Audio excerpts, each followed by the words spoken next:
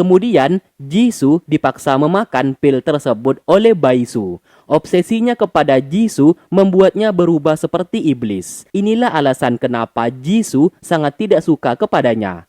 Efek dari pil tersebut mulai bereaksi. Secara perlahan, wajah Jisoo seperti mulai berubah.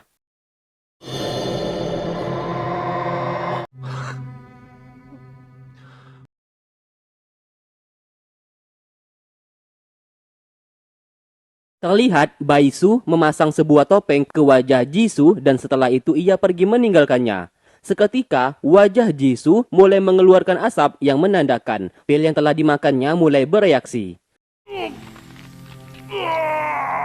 Sedangkan Yuzeng ditangkap dan dimasukkan ke dalam sebuah ruangan bersama orang-orang yang juga ahli dalam mekanisme. Ia pun mulai berpikir cara untuk keluar dari tempat tersebut sambil mencuri beberapa barang-barang di sana yang kelak dapat membantu pelariannya.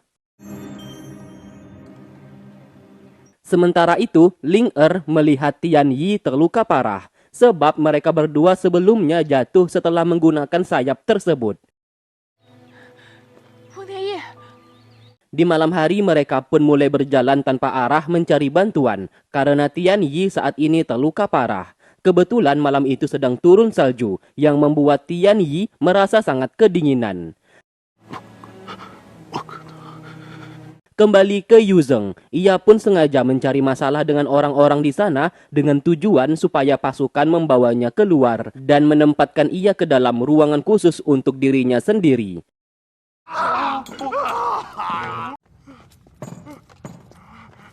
Setelah ia ditempatkan di ruangan khusus, ia pun mulai melancarkan aksinya dan membuat sebuah mesin mekanisme untuk menjebol dinding penjara tersebut supaya bisa kabur dari sana.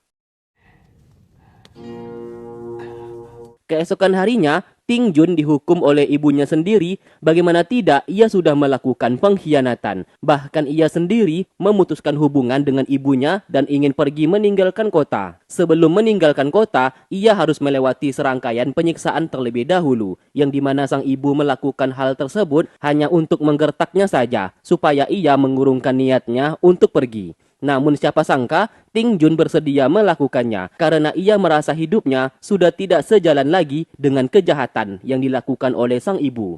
Setelah berjalan menuju keluar ke gerbang kota, ia pun mulai memasuki dunia ilusi penyiksaan sehingga membuatnya terluka parah. Namun ia terus berjalan. Bunga yang merupakan pelayan setianya berusaha menghampiri namun ia terpental karena terdapat penghalang di sana.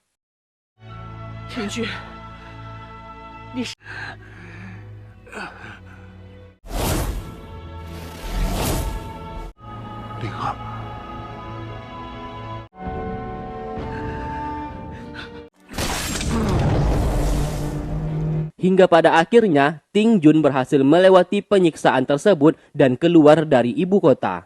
Sang ibu sangat kecewa melihatnya dan mengumumkan Ting Jun mulai sekarang bukan lagi putra mahkota dan statusnya menjadi warga biasa.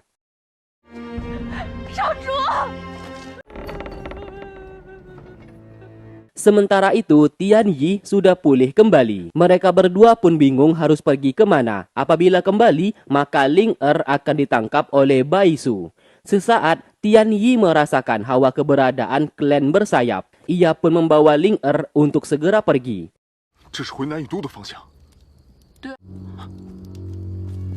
Ternyata yang datang adalah sahabatnya yang bernama Fei. Di sana, Fei mengajaknya untuk kembali ke kerajaan klan bersayap karena ternyata Tian Yi adalah seorang raja. Tiba-tiba dari arah belakang, Fei lalu dibunuh oleh pasukan klan bersayap. Untung saja pasukan itu berhasil dilumpuhkan oleh kapal terbang di sana.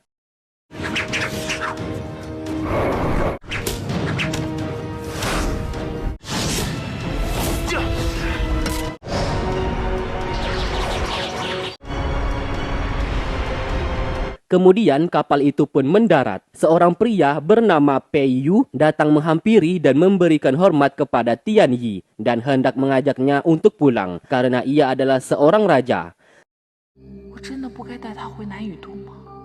Setelah masuk ke dalam kapal, Tian Yi menyadari pasukan yang hendak membunuhnya pasti berasal dari keluarga Su.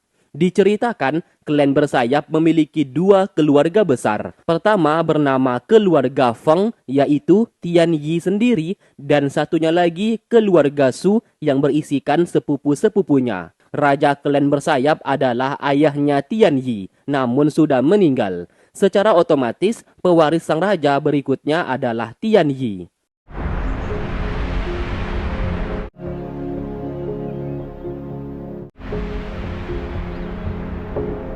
Singkat cerita, setelah sampai di istana kerajaan klan bersayap, Ling Er disambut dengan baik. Bahkan pelayan menyiapkan pakaian khusus untuk dirinya. Namun Ling Er menolak karena sejak datang ke sana ia belum bertemu dengan Tian Yi dan hendak mencarinya.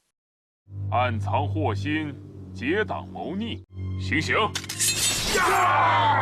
Tian Yi lantas mengambil alih sebagai raja klan bersayap. Ia mendapatkan laporan salah satu menteri yang berasal dari keluarga Su telah melakukan korupsi selama ini. Hal itu membuat Tian Yi menjadi sangat murka dan akan menjatuhkan hukuman mati kepada menteri tersebut. Terlihat menteri di sana terus memohon ampunan, namun ia tidak peduli dan akan menetapkan hukuman mati untuknya. Seorang pemuda dari keluarga Su bernama Su Lin, sepupunya Tian Yi, mencoba membela menteri tersebut karena merupakan pamannya. Ia menentang Tian Yi karena sesuai peraturan klan bersayap, Tian Yi harus berumur 20 tahun terlebih dahulu dan wajib memiliki sayap, baru ia resmi menjadi raja. Berhubung ia masih berumur 19 tahun dan belum memiliki sayap, ia belum berhak mengambil keputusan dan harus meminta persetujuan dari paman Tian Yi terlebih dahulu yang bernama Feng Ren. Karena Feng Ren adalah raja sementara saat ini yang berhak mengambil keputusan. Hal itu membuat Tian Yi menjadi sangat marah dan pergi dari sana sambil menatap tajam ke arah Su Lin. Kemudian Tian Yi menyendiri dan tak lama kemudian dihampiri oleh Ling Er menggunakan gaun yang sangat indah. Melihat itu, Tian Yi memuji kecantikannya. Tak lama kemudian datang seorang wanita yang terbang menggunakan sayap menghampiri mereka. Wanita itu adalah sepupunya Tian Yi dari keluarga Su bernama Xiao Su. Sejak kecil hingga sekarang, Xiao Su sangat menyukainya dan selama ini ia sudah menunggu kepulangannya. Namun sikap Tian Yi seperti tidak menyukainya, bahkan ia dengan tegas mengusir Xiao Su dari sana karena mengganggu ia bersama Ling Er yang sedang mengobrol. Mendengarkan hal tersebut, Xiao Su menjadi sangat kesal, terlebih lagi kepada Ling Er, wanita pendatang yang dibawa oleh Tian Yi saat ini. Mau tidak mau ia pun harus pergi dari sana.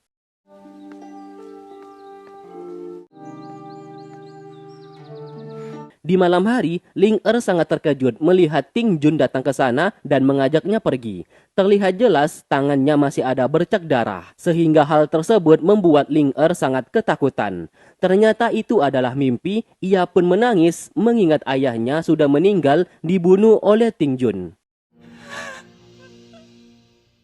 Sementara di tempat lain, Yu Zheng berhasil membuat alat yang dapat membobol tembok penjara. Ia pun segera mencobanya, siapa sangka usahanya tidak sia-sia. Ia pun segera kabur melewati lorong tersebut.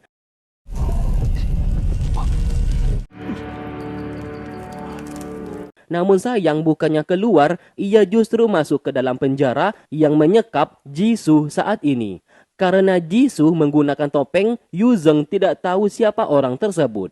Awalnya, Jisoo meminta pertolongannya untuk membuka segel mekanisme di kursi tersebut sambil dipandu olehnya. Namun sesaat terdengar seseorang hendak masuk. Terpaksa Yu Zheng dipinta pergi terlebih dahulu. Ternyata itu adalah Bai Su. Ia pun dengan segera melepaskan topeng tersebut. Siapa sangka wajah Jisoo kembali seperti dulu lagi. Dan wajah itulah sosok pria yang sangat dicintai oleh Bai Su selama ini. Sehingga ia tidak bisa melupakannya. Kita pun flashback ke masa lalu. Ternyata mereka berdua berasal dari Akademi Pavilion juga. Jisoo merupakan master mekanisme, bahkan ia membuat sebuah lorong rahasia yang menembus sebuah ruangan pribadinya, dan hal itu ditunjukkan kepada Bai Su. Di sana, Jisoo ingin menunjukkan sebuah penemuan terhebat sepanjang sejarah yang pernah ia buat. Lalu ia pun menarik kain di sana dan itu adalah sebuah kastil terbang namun bentuknya dalam skala kecil. Ia berencana membangun sebuah kastil yang sangat besar. Cukup menggunakan serbuk dari bunga bintang jatuh, maka kastil itu akan bisa terbang melayang dan bisa sejajar dengan istana kerajaan klan bersayap yang juga berada di langit. Dan ia ingin memulai hidup baru bersama Baisu di dalam kastil tersebut. 难道你一直认为我所做的一切都是为了继承？ Singkatnya, tiba-tiba Jisoo dikejar oleh pasukan dari kerajaan klan manusia. Baisu datang menolongnya dan membawanya pergi. 慢点， Di sanalah Baisu mengaku ia sudah mencuri salinan blueprint kastil terbang yang dibuat oleh Jisoo dan diserahkan kepada raja klan manusia yang merupakan ayahnya Baisu. Di sana Baisu mengaku ia melakukan ini semua supaya bisa menjadi penerus raja klan manusia. Karena hal tersebut, Jisoo sangat kecewa kepadanya karena sama saja Baisu sudah mengkhianatinya. Dari sinilah Jisoo sangat membencinya dan memutuskan hubungan mereka berdua. Kembali ke masa sekarang, di sana Baisu mengaku saat dulu ia melakukan itu agar ia bisa menjadi penerus raja klan manusia. Apabila sudah menjadi raja, ia bisa mengajak Jisoo hidup bersamanya dan bisa menghapus sebuah peraturan. Karena saat dulu terdapat peraturan klan manusia dan klan bersayap dilarang menikah. Itulah maksud tujuan ia melakukan itu di saat dulu. Mulai sekarang, Baisu berniat membuat kastil terbang beserta kapal terbang. Ia hanya membutuhkan bunga bintang jatuh yang berada di tubuh Ling-Er supaya kastil beserta kapalnya bisa terbang dan ia akan menumbalkan Ling-Er untuk mega proyeknya tersebut. Dengan begitu, ia bisa menyerang klan bersayap dan klan manusia akan menjadi penguasa dunia. 你服软了。 Sementara di tempat lain, Tian Yi memakamkan jasad Fei sahabatnya itu yang telah dibunuh kemarin malam. Ia pun sangat bersedih akan kehilangannya dan akan membalaskan dendam kematiannya. Yang dicurigai ini pasti ulah dari sepupunya yang tak lain adalah Su Lin. Saat kembali ke istana, Tian Yi mendapatkan informasi dari tabib yang telah mengotopsi jasad tubuh Fei. Tabib di sana berkata, anak panah itu seharusnya tidak bisa membunuh Fei. Namun di ujung anak panah tersebut terdapat racun mematikan yang hanya dimiliki oleh klan bersayap. Saat diceritakan detail mengenai racun tersebut, Tian Yi mengetahui racun itu dimiliki oleh keluarga Su. Dugaannya ternyata benar. Ini pasti perbuatan dari Su Lin. 一定要报。 Kemudian Su Lin dipanggil untuk menghadap. Terlihat jelas Su Lin bersikap angkuh dan sombong. Di hadapan Tian Yi yang merupakan raja, ia enggan untuk memberikan hormat. Karena baginya Tian Yi belum sah menjadi raja. Tak lama kemudian pasukan datang untuk menyerang Su Lin. Atas tuduhan ia sudah membunuh Fei. Siapa sangka Su Lin dengan bangganya mengakui kalau itu memang perbuatannya. Untuk memberikan ancaman kepada Tian Yi kalau ia tidak pantas menjadi raja. Karena yang pantas adalah dirinya yang berasal dari keluarga Su. Untuk yang kesekian kalinya, Tian Yi lagi-lagi tidak bisa berbuat apa-apa kepadanya. Karena ia memang belum sah menjadi raja. Su Lin menghampiri dan menyuruh Tian Yi untuk kembali ke akademi saja.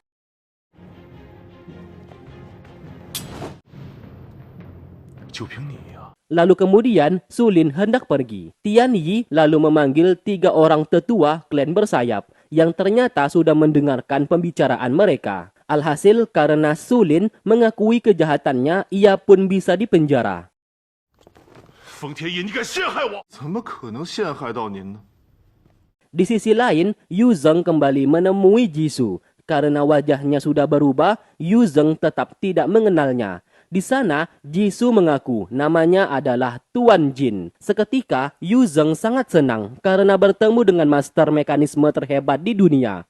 Akhirnya, segel di kursi tersebut berhasil dibuka oleh Yu Zheng berkat dipandu oleh Jisoo. Kemudian mereka pun pergi meninggalkan tempat tersebut.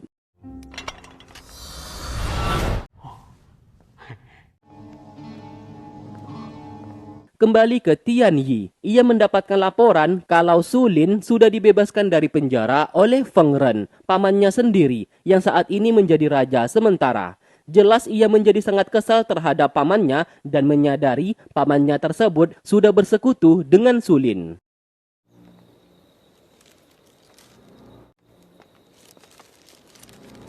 Singkat cerita, Ling membawakan makanan untuknya. Namun makanan tersebut dibuang oleh Tian Yi karena suasana hatinya sedang kacau. Ia juga mengusir Ling dari sana. 出去！ Dari arah luar, Ling mendengarkan ia sedang menangis dan kembali masuk ke dalam untuk menenangkannya. Tian Yi menangis karena sebagai calon raja, namun tidak bisa berbuat apa-apa di istana kerajaannya sendiri. Bahkan tidak bisa menangkap pembunuh sahabatnya saat ini.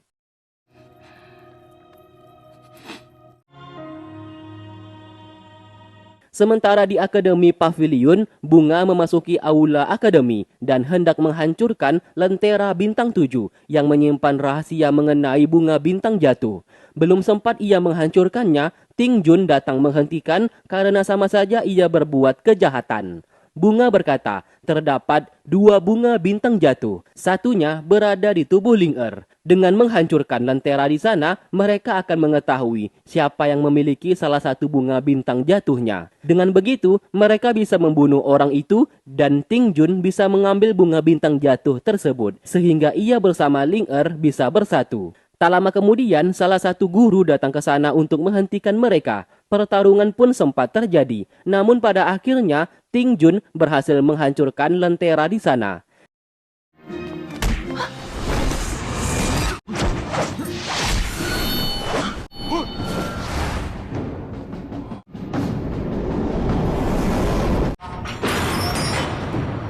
Seketika, sebuah lambang bunga bintang jatuh muncul di sana dan mengeluarkan cahaya. Dari sinilah Ting Jun bersama Bunga mengetahui mereka harus mencari orang yang memiliki tanda tersebut.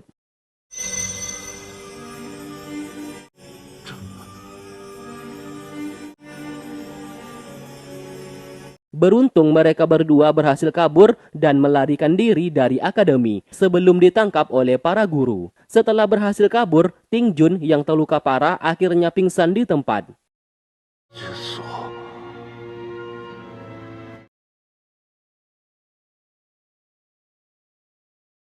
Singkatnya, Bunga berhasil menemukan sebuah gubuk tidak terpakai dan ia gunakan untuk tempat berteduh sambil merawat Ting Jun. Jelas terlihat ia sangat menyukainya, namun ia memilih berkorban supaya Ting Jun bersama Ling bisa bersatu. Sementara itu, Tian Yi akan melakukan upacara doa dan akan menerbangkan abu mayat milik Fei ke langit. Namun sayang para menteri, bahkan Feng Ren, pamannya sendiri yang diundang tidak datang ke sana. Karena Tian Yi membutuhkan bantuan mereka, sebab mereka memiliki sayap dan bisa terbang. Kemudian salah satu pengawal Tian Yi mencoba menemui beberapa menteri dan mengajak pergi ke pemakaman. Namun para menteri menolak karena Feng Ren, raja sementara saat ini, melarang mereka untuk pergi. Tak lama kemudian, Ling datang ke sana dan ikut memaksa menteri di sana untuk pergi ke pemakaman. Namun sayang tetap saja usaha mereka gagal.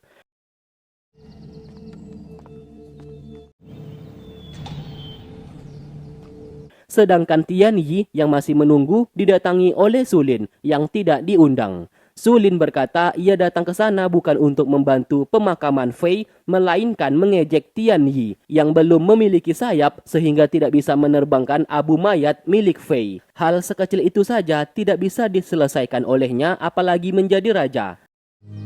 哦，对了，陛下，我看好像都不行吧？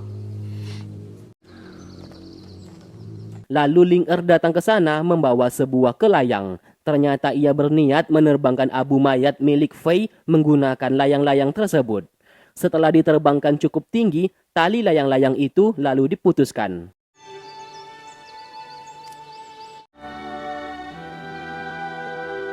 Melihat itu, Sulin sedikit kesal dan pergi dari sana. Tian Yi merasa lega akhirnya abu mayat bisa diterbangkan ke langit. Ia pun mengucapkan terima kasih atas bantuannya. 跟我走，我带你去个地方。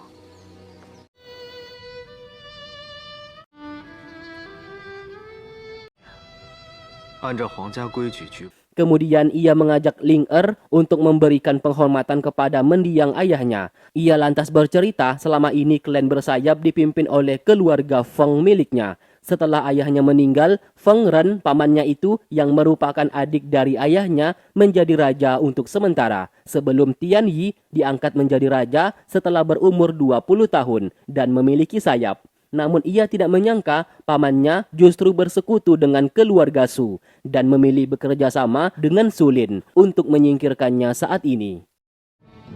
甚至他临死前传召的最后在，我也怀疑父皇的死定是放任的，居然只是当了个摄政王。前辈，您看，这里，哥离开以后，我就一直住在这里。 Sementara di tempat lain, Yu Zeng membawa Jisoo atau Tuan Jin ke rumahnya sambil menunjukkan perlengkapan miliknya dan selama ini ia selalu mengasah skill miliknya mengenai mesin dan mekanisme. Jisoo lantas memuji hasil karya yang dibuatnya. Di sana Yu Zeng memohon agar mengangkatnya menjadi murid karena Tuan Jin adalah master mekanisme yang sangat diidolakannya. Ia pun sampai-sampai berlutut dan memohon. Melihatnya memiliki bakat, Jisoo bersedia mengangkatnya sebagai murid. Ia bahkan membuka rahasia mengenai dirinya adalah merupakan ayahnya Ling Er. Mendengarkan itu, Yu Zeng sangat terkejut karena wajahnya berbeda. Jisoo menceritakan secara singkat mengenai apa yang sudah dialaminya saat ini. Intinya, ini semua ulah dari Baisu. Dan wajah yang dilihat oleh Yu Zeng saat ini merupakan wajah aslinya. 我饿了。啊，那就去给您准备好吃的。 Di sisi lain, Xiao Su menghampiri Ling Er dan marah kepadanya sebab masih berada di istana klan bersayap karena tempatnya bukan di sini. Ling Er menjawab ia tidak akan pergi meninggalkan Tian Yi. Mendengarkan itu membuat Xiao Su menjadi sangat marah dan menghancurkan kecapi yang dimainkan oleh Ling Er sebelumnya.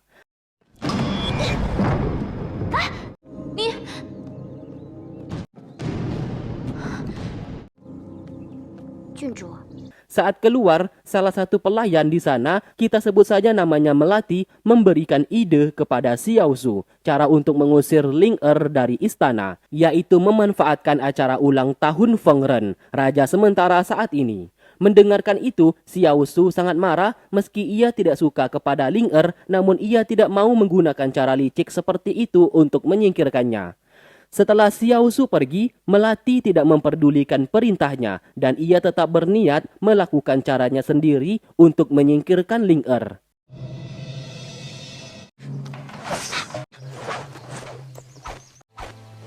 上主，却始终是你个孤独。但希望以后，请 Keesokan harinya, acara ulang tahun Feng Ren akan diadakan. Ling Er sudah bersiap untuk pergi ke aula. Pelayan di sana sangat takjub akan kecantikannya menggunakan gaun tersebut. Terlihat pelayan kemarin yaitu Melati mulai melancarkan aksinya. Ia pun menyuruh Ling Er untuk bermain kecapi di aula dan ia akan mengambilkan kecapi yang terbaik milik klan bersayap supaya bisa dimainkan oleh Ling Er.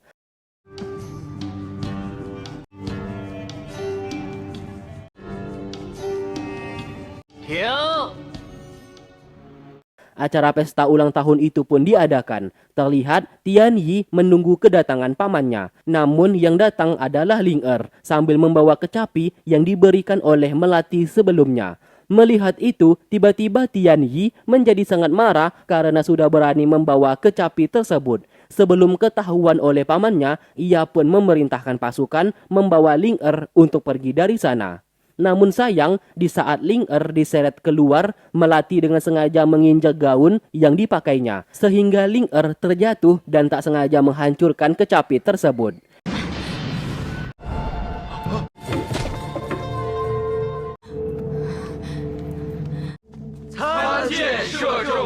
Secara kebetulan, paman Tian Yi yaitu Feng Ren datang ke sana. Alangkah terkejutnya ia melihat kecapi miliknya menjadi hancur, yang dimana itu merupakan peninggalan almarhum istrinya.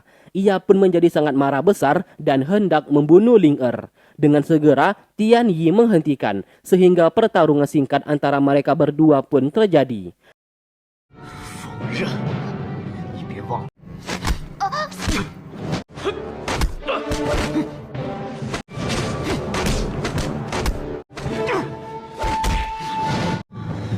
你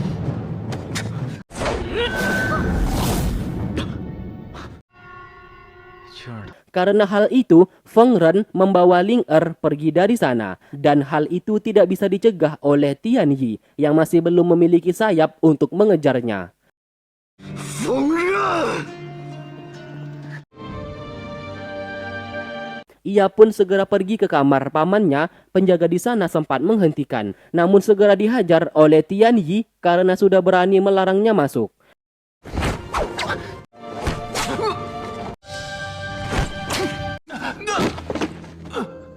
Secara bersamaan, Feng Ren bersama Su Lin bertemu di ruangan rahasia. Mereka berdua ini sudah bekerja sama untuk menyingkirkan Tian Yi. Su Lin senantiasa akan membantu sang paman untuk mendapatkan posisi raja di klan bersayap, karena baginya Tian Yi tidak pantas menjadi raja. 一切但凭王爷安排。 锋刃！ Kembali ke Tian Yi. Setelah berhasil masuk ke dalam, ia segera memeluk Ling Er dan menyatakan perasaannya kalau selama ini ia menyukainya. Ia bahkan akan membunuh pamannya sendiri apabila Ling Er terluka sedikit saja. Feng Ren lalu datang ke sana dan telah mendengarkan pembicaraan mereka. Ia pun berkata akan melupakan masalah yang terjadi asalkan Ling Er mau menikah dengannya. Jelas hal itu ditolak oleh Tian Yi dan tidak akan segan-segan bertarung melawannya. Hal yang tidak diduga terjadi, secara mengejutkan Ling Er menyetujui dan bersedia menikah dengan Feng Ren. Sesaat kita pun flashback sebelumnya. Saat itu, Ling Er tak sengaja menguping pembicaraan Feng Ren bersama Su Lin yang merencanakan untuk membunuh Tian Yi. Inilah alasan ia pura-pura menyetujui pernikahan tersebut karena Ling Er berniat menggagalkan rencana mereka supaya Tian Yi tetap selamat. Di sana, Tian Yi sangat kecewa atas keputusan Ling Er dan ia pun segera pergi.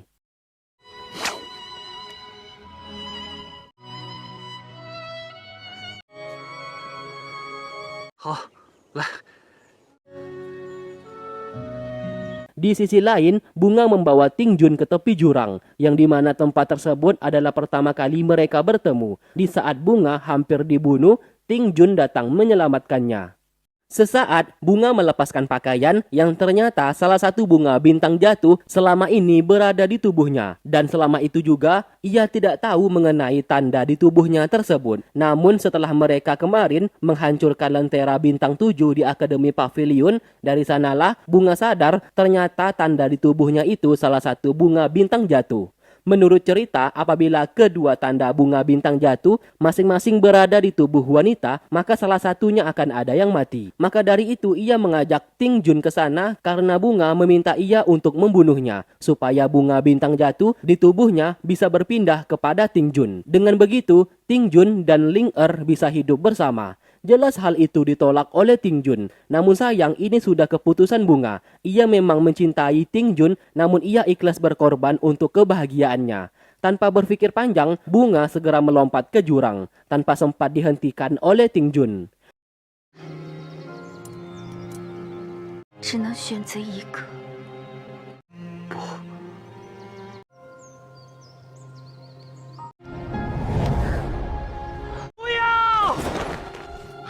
听君哥哥， 为什么？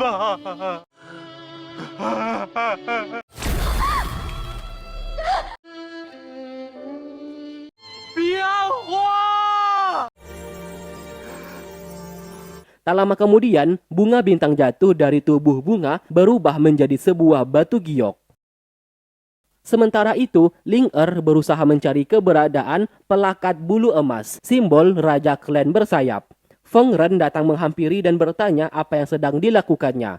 Ling Er beralasan kalau ia sedang merapikan kamarnya saja. Di sana Feng Ren berkata ia sudah membunuh Melati, yaitu pelayan yang menyebabkan Ling Er menjadi jatuh dan tak sengaja menghancurkan kecapi miliknya. Awalnya Ling Er tidak percaya, namun setelah melihat isi kotak tersebut yang berisikan kedua tangan milik Melati, ia pun sangat terkejut.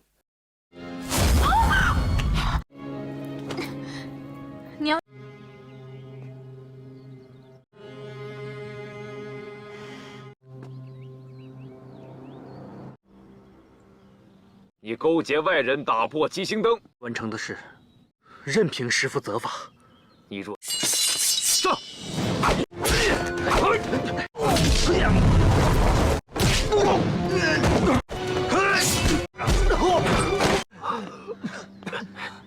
Sementara itu, Tian Yi meluapkan kekesalannya dengan mabuk-mabukan sambil bermain dengan beberapa wanita. Xiao Su datang ke sana untuk membubarkan para wanita tersebut sambil memarahi Tian Yi kenapa menjadi seperti ini. Kedatangannya ke sana untuk meminta maaf atas perbuatan pelayannya, yaitu melati, sehingga Ling Er tak sengaja menghancurkan kecapi milik Feng Ren. Ia bersumpah tidak tahu menau mengenai masalah tersebut. Tian Yi sudah tahu kalau Xiao Su sangat mencintainya sejak dulu. Ia pun mengajaknya menikah. Dan ia akan meminta izin kepada Feng Ren pamannya untuk menjadwalkan pernikahan mereka berdua. 你要是认真的， 参见陛下。 Dengan keadaan mabuk, Tian Yi menemui pamannya dan meminta izin agar ia menikah dengan Xiao Su. Dengan pernikahan ini, setidaknya keluarga Feng beserta keluarga Su bisa bersatu kembali tanpa adanya konflik internal di klan bersayap. Pamannya di sana mencoba memperingati apabila ia menikah dengan Xiao Su, maka keluarga Su akan mempersulitnya menjadi penerus raja. Tian Yi menjawab ia sudah tidak peduli dan menganggap Feng Ren pamannya di sana lebih layak menjadi raja dibanding dirinya. Sang paman lalu menyuruhnya meminum segelas arak untuk memastikan apakah ia serius atau tidak. Tanpa berpikir panjang, Tian Yi segera meminumnya. Melihat itu, sang paman tidak bisa berbuat apa-apa dan akan mengatur jadwal pernikahan mereka berdua. 赐婚与皇封体非双择日到。 显皇叔，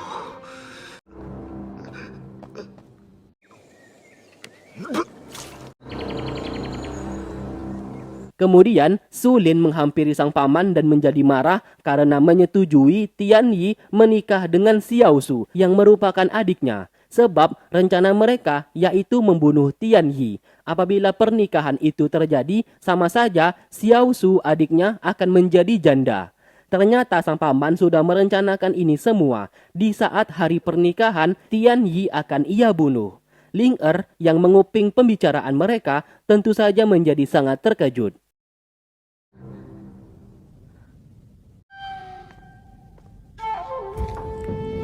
Sementara itu, Yu Zheng yang telah bangun dari tidur tidak menemukan Jisoo di rumahnya. Ia pun melihat sebuah mesin mekanisme yang ditinggalkan oleh Jisoo dan meminta ia untuk memecahkan teka-tekinya. 前辈，前辈，这是什么？ Dengan segera, Ling Er menemui Tian Yi. Ia berniat menceritakan apa yang sedang direncanakan oleh pamannya itu bersama Su Lin. Ia pun meminta Tian Yi untuk tidak menikah dengan Xiao Su. Belum sempat ia menceritakan alasannya berkata seperti itu, Tian Yi memotong pembicaraannya. Karena sudah terlanjur kecewa, ia pun meminta Ling Er untuk pergi dari sana. Sebab ia sudah tidak sudi melihat wajahnya lagi. Terlebih lagi, Ling Er tidak memiliki hak untuk melarangnya menikahi siapapun. Sebab mereka berdua tidak memiliki hubungan apa-apa. Ling Er menjawab apa yang dilakukannya saat ini demi kebaikan dan keselamatan Tian Yi. Tetap saja, Tian Yi tidak peduli terhadap perkataannya dan mengusirnya dari sana.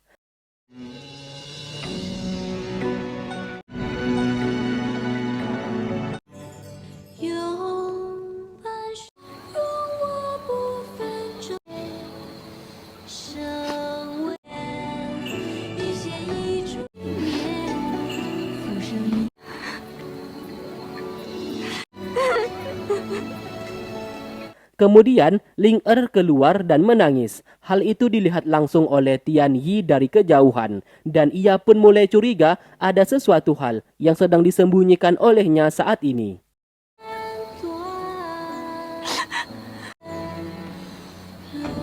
Di sisi lain, Yu Zheng secara perlahan berhasil menyelesaikan teka-teki di dalam mesin mekanisme tersebut. Ia pun melepaskan satu persatu setiap baloknya dan menyusunnya kembali. Terlihat setiap balok itu berubah menjadi seperti kunci dan tergambar sebuah peta yang seperti menunjukkan suatu tempat. Melihat itu, Yu Zheng menyadari Jisoo pasti menyuruhnya pergi ke tempat tersebut. 别把自己，这是前辈留给我的。师傅，我来啦！耶！参见玉皇陛下。诸位， Sementara Tian Yi mengumpulkan pasukan terbaiknya. Ternyata alasannya ia ingin menikahi Xiao Su, yaitu memanfaatkan pesta pernikahan tersebut untuk membunuh pamannya beserta Su Lin dan merebut kembali pelakat bulu emas, simbol raja di kerajaan klan bersayap. Ia ingin mengembalikan kedamaian di kerajaan. Semua pasukannya di sana bersedia bertarung sampai mati bersamanya dan menyingkirkan musuh saat ini.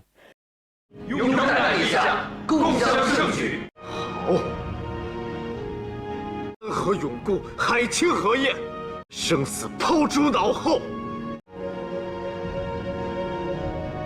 Singkat cerita, Xiao Su menghampiri Tian Yi. Ia sadar pernikahan ini hanyalah pelarian karena Tian Yi kecewa kepada Ling Er. Meski begitu, ia sangat senang akhirnya bisa menikah dengannya yang merupakan keinginannya sejak dulu. Sebagai tanda rasa cintanya kepada Tian Yi, Xiao Su lantas membuka pakaian dan mengajak ia untuk bercocok tanam. Melihat itu, Tian Yi segera menghentikan dan memakaikan kembali bajunya. Ia tidak ingin melakukan hal kotor seperti itu.